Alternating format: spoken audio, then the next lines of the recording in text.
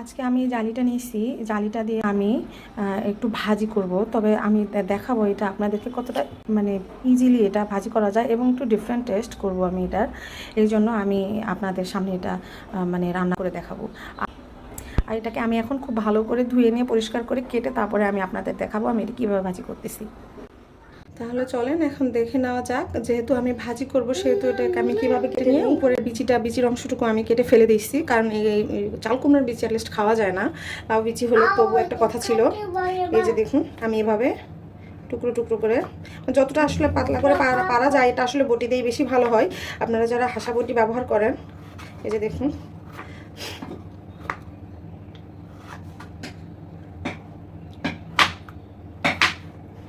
বা যেভাবে পারেন সেভাবে আসলে এভাবে স্লাইস করে নেবেন, এতে ভাজিটা খেতে ভালো লাগবে। আমি একটা হাঁড়ি বসাই দিচ্ছি, আমি কড়াই বসাই দিচ্ছি। এই টাইপের কড়াই এই ভাজিগুলো করলে ভালো হয়।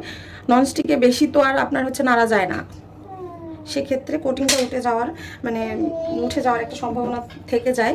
এই জন্য আমি এই টাইপের কড়াই ব্যবহার করার পরামর্শ দিই।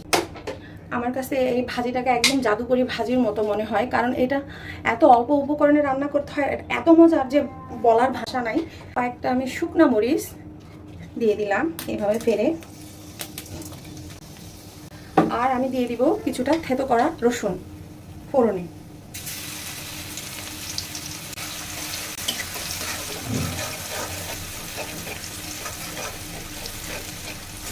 আপনারা চাইলে কাঁচামরিচ ব্যবহার করতে পারেন, কোনো পেঁয়াজ টেয়াজ কিন্তু আর কিছু ব্যবহার করবো না, জাস্ট একটু হলুদ আর একটু লবণ ব্যবহার করবো। তাছাড়া আর কোনো মশলা ব্যবহার করার কোনো দরকার নেই। কিন্তু তারপরে ওটা খেতে যে এত মজার, আপনারা বাসায় সত্যি সত্যি না রান্না করে খাওয়া পর্যন্ত বুঝতে পারবেন না যে স্বাদ কীরকম।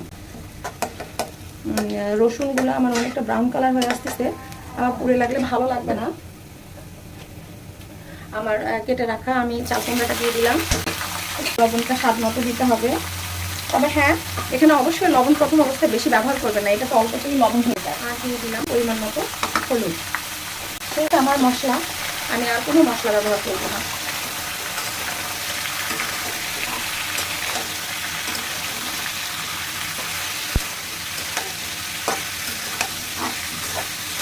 যারা মরিচ খেতে বেশি পছন্দ করেন তারা অবশ্যই মরিচের পরিমাণটা আরেকটু বাড়াই দিবেন। এটা দেখতে এরকম মনে হলেও এটা রান্না করার পর কিন্তু পরিমাণটা খুবই কমে যাবে।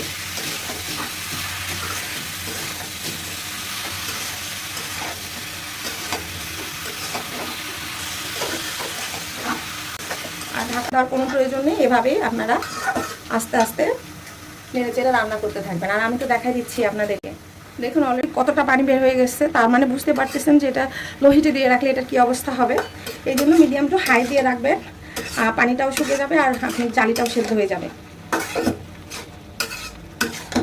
আর অবশ্যই ঢাকা দিবেন না, ঢাকা না দিয়ে যতটা পানি রান্না করবেন এই অন্তত পক্ষে জালি। আর যদি আরও কচি বেশি যদি হয় তাহলে তো কোনো কথা নেই।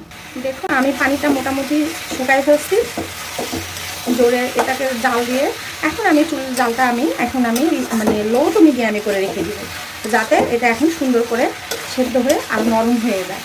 আর এটা কিন্তু এরকম থাকবে না, আরও শুকায়ে যাবে, আরও কমে আসবে ভাজিটা। আপনার অবশ্যই লবণ ঝাল চেক করবেন।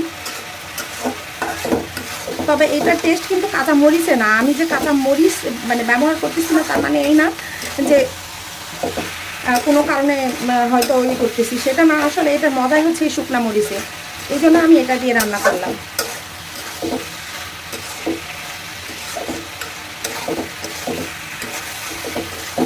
আর এক্সট্রা কোনো মশলা দিয়েও ব্যবহার করতে হয় না, খুব ইজিলি আপনারা এটা রান্না করে ফেলতে পারবেন। আর এটা তো গরম ভাত বলেন, রুটি কিংবা পরোটার সাথে অসম্ভব মজার। এই কারণে এটা একটু টক হওয়ার কারণে পরোটার সাথে খেতে খুব ভালো লাগে। এই পানি শুকানোর পরে কিন্তু চুলার জাল লোতে রেখে আমি কিন্তু এভাবে ভেজে ভেজে এইরকম করে ফেলছি। আরও কিন্তু রান্না করতে হবে, রান্না করে করে আমি এত পানি শুকানোর পর যতক্ষণ রান্না করছি ঠিক ততক্ষণ এখনও রান্না করতে হবে, তাহলে এটা একটা মোটামুটি পর্যায়ে আসবে, নরমও হবে, খেতেও ভালো লাগবে। তবে আপনারা চাইলে এই অবস্থাতেও খেতে পারবেন, এটাও কিন্তু খুব টেস্টি। তো আমি আরেকটু ভাজি করবো, আমি অ্যাজ ইউজুয়াল যেভাবে খেয়ে অভ্যস্ত ঠিক সেভাবে আমি আরেকটু রান্না করে ঠিক সেটা বানাবো। তারপরে আমি আপনাদেরকে পরিবেশন করে দেখাবো যে এটা খেতে কতটা মজার আর দেখতেও কতটা মজা। আমার এটা একদম পারফেক্টলি হয়ে গেছে, এখন আমি এটা নামাই নিব। তো রান্না যদি ভালো লেগে থাকে তাহলে অবশ্যই আপনারা লাইক কমেন্ট শেয়ার করবেন। অবশ্যই আপনারা বাসায় রান্না করে আগে খাবেন, তারপরে কমেন্ট করে অবশ্যই জানাবেন। আমি কিন্তু বুঝতে পারবো না তাছাড়া। আর কোনো কিছু যদি ডিমান্ড থেকে থাকে যে আপু এই রান্নাটা দেখাও, ওই রান্নাটা দেখাও, আমাকে অবশ্যই জানাবেন, আমি ট্রাই করবো। ভালো থাকবেন।